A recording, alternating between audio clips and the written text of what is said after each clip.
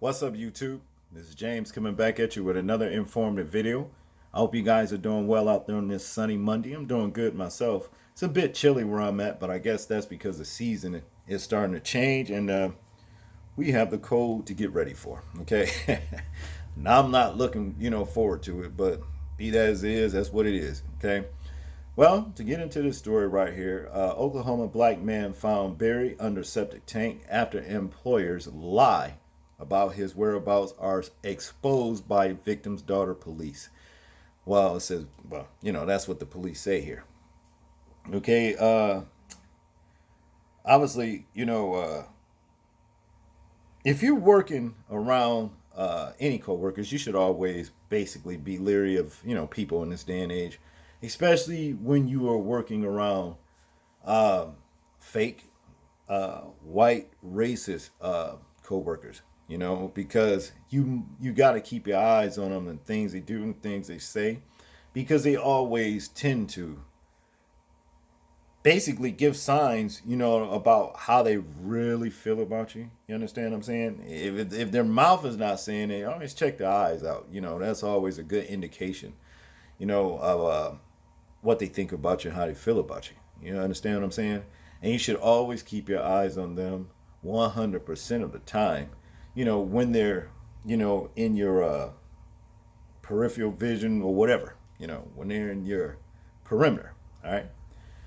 Now, to get into this story right here, it says Daniel Joseph Triplett, an Oklahoma business owner, has been arrested on charges of murdering his employee, Brent Mack, and burying the 50-year-old man under a septic tank last month. Search for the missing man began in September when Mack's daughter, Rachel Wilson, reportedly reached out to Triplett via Facebook Messenger asking about her father's whereabouts, court documents reveal. Triplett claimed he fired Mack, citing alleged violent demeanor. In a sense, deleted online text. Triplett told Wilson that after giving Mack $100,000 as severance pay, he dropped him off outside of a local laundromat. Okay, this is messed up. I guess this is this Daniel Joseph Triplett, and this is Brent Mack right here. And I went through this story right here a little bit, and the way this man right here did this guy right here, allegedly did him, he should be put to death for what he did. And eventually he will be, but probably not by this system right here. You understand what I'm saying? But this was cold-blooded murder, okay? Now to continue, Lieutenant Brunning asked Dan about locations where he dropped Mac off and Dan changed the location several times. Dan was shown a copy of the video footage showing him driving by the Holiday Laundry and not stopping. When confronted with the inconsistencies in the story, Dan became very red-faced and appeared to be angry. The affiliate stated. The affidavit stated. Yeah. See, when they get, caught in lies and stuff like that, you know what I'm saying, start getting mad, but hey, you killed a man and you know damn well you did and you guilty, okay? And there ain't no need in trying to lie about it, okay? Ain't nobody buying your lies. To continue, however, investigators said additional surveillance showed both Triplett and Mack working on a septic tank on September 20th. The same day Mack was said to have gone missing at a home in Mullen, Oklahoma, and not in Crescent, as Triplett initially told investigators. Authorities confirmed with the property owner that the job Triplett claimed he did with Mack on the day he went missing was actually done on September 7th. All right. Lies up on top of lies, okay?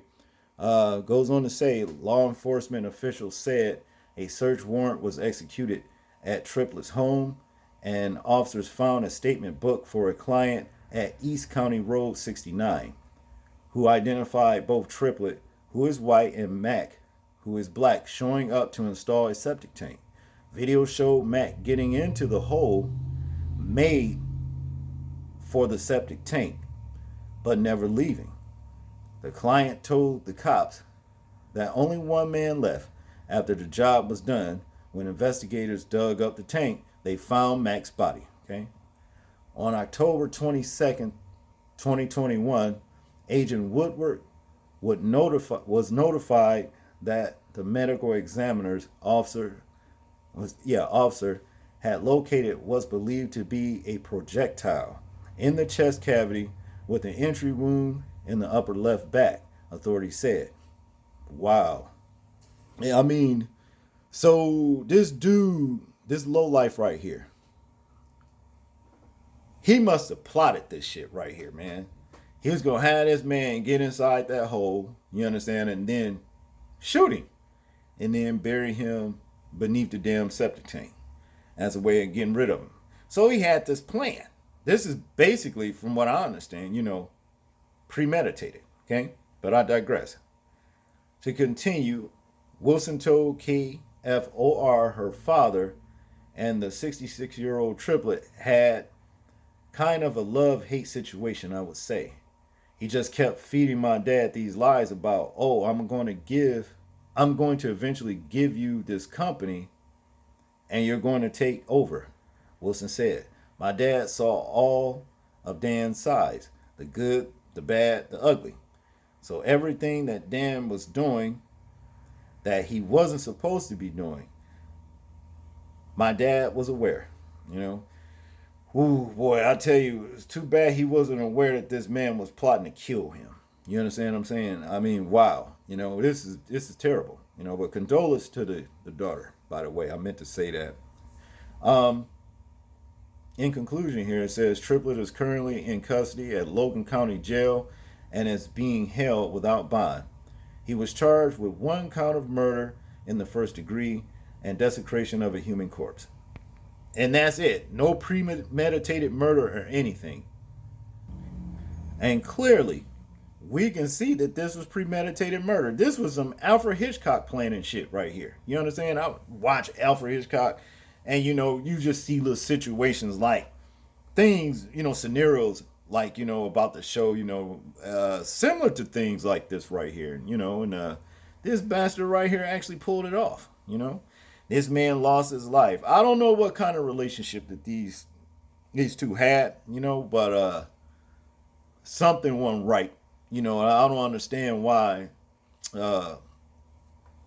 this triplet dude was promising this guy, like, I'm gonna just give you the business and let you take over it, and then all of a sudden kill him. Something strange about that, but nevertheless, you just got to keep your eyes on who your surroundings and who you're working with, and be ready at all times, because you never know what they might try.